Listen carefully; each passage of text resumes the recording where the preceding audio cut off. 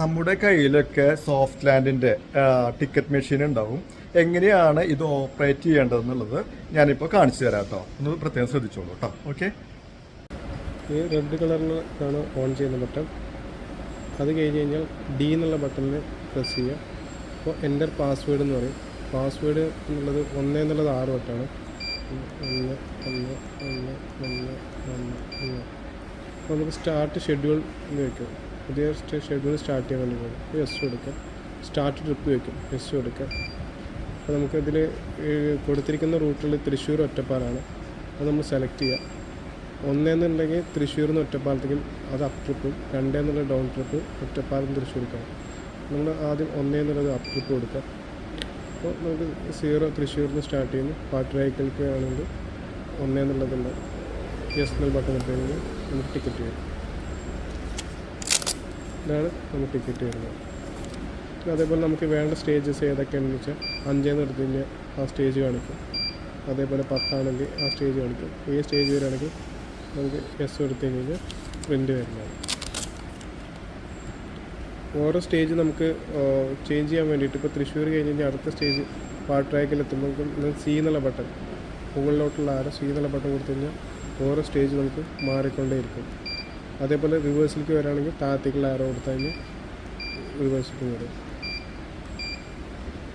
പിന്നെ നമുക്കത് trip close ചെയ്യണമെന്നുണ്ടെങ്കിൽ നമ്മൾ ഇപ്പോൾ തൃശ്ശൂരിൽ നിന്ന് വണ്ടി എടുത്ത് ഒറ്റപ്പാലം എത്തിക്കഴിഞ്ഞാൽ ട്രിപ്പ് ക്ലോസ് ചെയ്യുമ്പോൾ വൈ എന്നുള്ള ബട്ടൺ അടിക്കുക. ടിക്കറ്റിൽ നിന്ന് കാണിക്കും. താഴത്തേക്കുള്ള ആരോ ബട്ടൺ അടിക്കുക. ക്ലോസ് ട്രിപ്പ് എന്ന് വരും. എസ് എടുക്കുക. ഒന്നുകൂടി എസ് എടുത്തു കഴിഞ്ഞാൽ ട്രിപ്പ് ക്ലോസ് ആവും. അത് കഴിഞ്ഞ് കഴിഞ്ഞാൽ നമുക്കൊരു ദിവസം ഫുള്ള് നമ്മൾ കംപ്ലീറ്റ് ചെയ്തു. അത് കഴിഞ്ഞാൽ ഓരോ ട്രിപ്പ് കഴിഞ്ഞ് 3-4 ട്രിപ്പൊക്കെ ഉണ്ടാകും.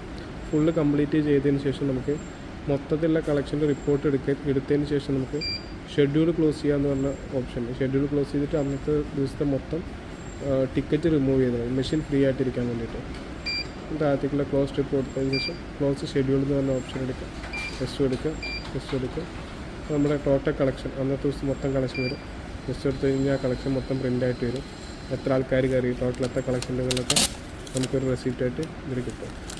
അതിന് ശേഷം നമ്മൾ നോ എന്നുള്ള ബട്ടൺ അടിച്ചിട്ട് ബാക്കിലേക്ക് വണ്ടിയുടെ പേരും നമ്പറും വന്നതിന് ശേഷം എ എന്നുള്ള ബട്ടൺ അടിക്കുക. എ എന്നുള്ള ബട്ടൺ അടിച്ചാൽ 11ാമത്തെ ഓപ്ഷൻ എടുക്കാം. താഴത്തേക്കുള്ള ആരോ ബട്ടൺ അടിച്ച് 11ാമത്തെ ഓപ്ഷൻ റിമൂവ് ടിക്കറ്റ്സ്. ടെസ്റ്റ് എടുക്കുക. അതിൻ്റെ പാസ്വേഡ് 1 2 3 4 5 6 എന്നുള്ളത്. 1 2 3 4 5 6. അപ്പോൾ റിമൂവ് ടിക്കറ്റ്സ് പ്ലീസ് വെയിറ്റ് കാണിക്കും. ടിക്കറ്റ് റിമൂവ് സക്സസ്ഫുള്ളി കാണിക്കും. ഓക്കെ കൊടുക്കുക. മെഷീൻ ഓഫാകും.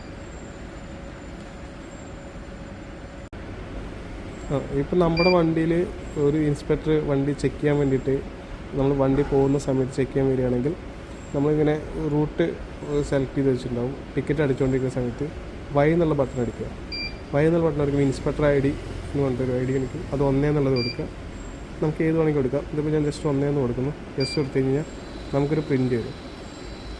ആ പ്രിൻറ്റിൽ നമ്മൾ ഇത്ര ടിക്കറ്റ് അടിച്ചു കൊടുത്താൽ എത്ര ആൾക്കാരുണ്ട് എന്നുള്ള ഡീറ്റെയിൽസ്, വണ്ടിയിൽ എത്ര പേരുണ്ട് എന്നുള്ളത് നമുക്കറിയാൻ കഴിയും. എത്ര ടിക്കറ്റ് കൊടുത്തു, എത്ര ആൾക്കാരുണ്ട്, അതിൻ്റെ കളക്ഷൻ ഡീറ്റെയിൽസ് മൊത്തം ചെക്ക് ചെയ്യാം.